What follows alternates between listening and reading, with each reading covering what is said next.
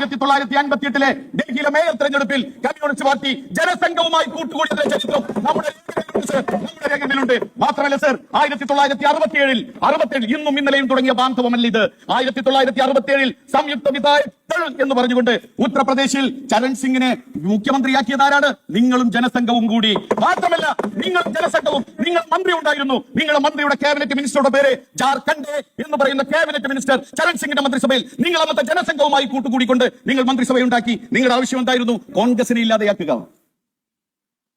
നിങ്ങളുടെ ആവശ്യം എന്തായിരുന്നു? കോൺഗ്രസിനെ ഇല്ലാതെയാക്കുക. അത് മാത്രമാണോ? 1967 പഞ്ചാബിൽ നടന്ന നിയമസഭാ തെരഞ്ഞെടുപ്പിൽ സത്യപാൽ ഡങ് എന്ന് പറയുന്ന കമ്മ്യൂണിസ്റ്റ് മന്ത്രി ഉണ്ടായിരുന്നു. മറ്റു മന്ത്രിമാരാരാ? അകാലിദളിന്റെ മന്ത്രി. മറ്റു മന്ത്രിമാരാരാ? ജനസംഘത്തിന്റെ മന്ത്രി. നിങ്ങൾ കുറുമുന്നണി ഉണ്ടാക്കി, കൂട്ടുമുന്നണി ഉണ്ടാക്കി. നിങ്ങൾ ജനസംഘവുമായി കഴിഞ്ഞ കാലത്ത് എത്രയോ ഭരണം നിങ്ങൾ പങ്കിട്ടവരാണ് കമ്മ്യൂണിസ്റ്റുകാർ, ഇടതുപക്ഷം. എന്നിട്ടാണ് നിങ്ങൾ പറയുന്നത്, എന്ത് പറയുന്നത്? ഞങ്ങൾ ജനാധിപത്യ മതേതരത്വത്തിന്റെ കാവൽക്കാർ, ഞങ്ങൾ അതിന്റെ അപ്പോസ്തലന്മാർ എന്ന് നിങ്ങൾ പ്രഖ്യാപിക്കുകയാണ്. 1977 കുറിച്ച് ഞാൻ നിങ്ങളോട് പറയേണ്ട കാര്യമില്ല.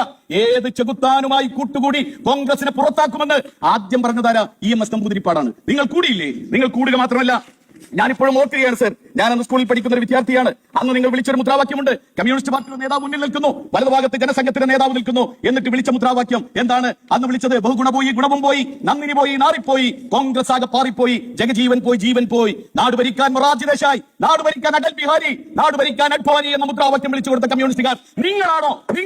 ഇന്ത്യയിലെ മതേതരത്തെ കാത്തു സൂക്ഷിക്കാൻ നിങ്ങളാണ് മുന്നിട്ടിറങ്ങി, നിങ്ങളാണോ പോസ്റ്റലന്മാർ എന്ന് നിങ്ങൾക്ക് എങ്ങനെയാണ് പറയാൻ സാധിക്കുന്നത് സർ? വിശദാംശങ്ങളിലേക്ക് നമ്മളെ സംബന്ധിച്ചിടത്തോളം നിങ്ങൾക്കറിയാം, എന്തിനേറെ ആണവ കരാറിന്റെ പേരിൽ നിങ്ങൾ കോൺഗ്രസിന്റെ പിന്തുണ പിൻവലിച്ചു. ആ ഗവൺമെന്റിനുള്ള പിന്തുണ നിങ്ങൾ പിൻവലിച്ചു. ആ പിന്തുണ പിൻവലിച്ച് ആ വിശ്വാസ പ്രമേയം ഇന്ത്യൻ പാർലമെന്റിൽ പാസ്സായിരുന്നുവെങ്കിൽ ആരാണ് അധികാരത്തിൽ വരാൻ പോകുന്നത്? BJP ആയിരുന്നു എന്ന് കൃത്യമായ ബോധ്യം നിങ്ങൾക്കില്ലേ? എങ്ങനെയാണ് അന്ന ഹസാരെ കൊണ്ടുവന്നത്? നിങ്ങൾ ഒരുമിച്ച് നിന്നത് എങ്ങനെയാണ് എന്ന് കഴിഞ്ഞ കാലഘട്ടങ്ങളിൽ ഞാൻ പറയേണ്ട കാര്യമില്ല. പ്രധാനമന്ത്രിയാക്കിയ കാര്യം അതുകൊണ്ട് ഞാൻ നിയന്ത്രിക്കുന്നു സർ. അതുകൊണ്ട് എനിക്ക് പറയാനുള്ളത്, കമ്മ്യൂണിസ്റ്റ് പാർട്ടിയുടെ ഇന്ത്യയുടെ ചരിത്രം എടുത്ത് പരിശോധിച്ചാൽ, അത് ക്വിറ്റ് ഇന്ത്യ സമരം മുതൽ ഇന്ന് 2026 വരെയുള്ള ചരിത്രം പരിശോധിച്ചാൽ, എന്നും ജനസംഘത്തെ അല്ലെങ്കിൽ BJPയുടെ ആത്മ രൂപത്തെ അല്ലെങ്കിൽ BJPയെ കൂട്ടുപിടിച്ച ചരിത്രം മാത്രമാണ് കമ്മ്യൂണിസ്റ്റുകാർക്കുള്ളത് എന്ന് കൃത്യമായി രേഖകളാണ് പറയുന്നത്. ഇന്ത്യൻ ആർക്കീവ്സിലെ രേഖകളാണ് പറയുന്നത്. ശബ്ദം വെക്കുന്ന ആർക്ക് വേണമെങ്കിലും ആ ലെറ്ററിന്റെ കോപ്പി ഞാൻ തരാം. ആർക്കീവ് എന്ന് പറഞ്ഞു.